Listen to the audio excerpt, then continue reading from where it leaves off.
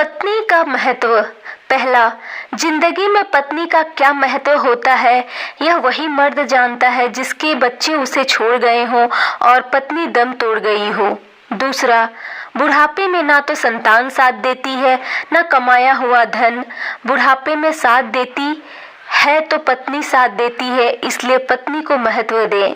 तीसरा, उस पत्नी को महत्व दे जो आपके साथ सूखी रोटी खाने को तैयार है, इसलिए नहीं कि वह समझदार है बल्कि इसलिए कि तुम समझदार हो।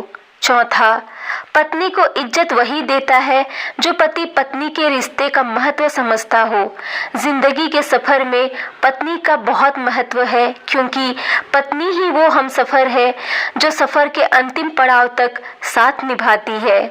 पांचवा, जो पत्नी कच्चे मकान में भी हंसते हंसते साथ रह ले, उस पत्नी को महत्व दे, क्योंकि जिंदगी में कितनी भी बड़ी कठिनाई आए लेकिन वो ही तुम्हारा साथ देगी।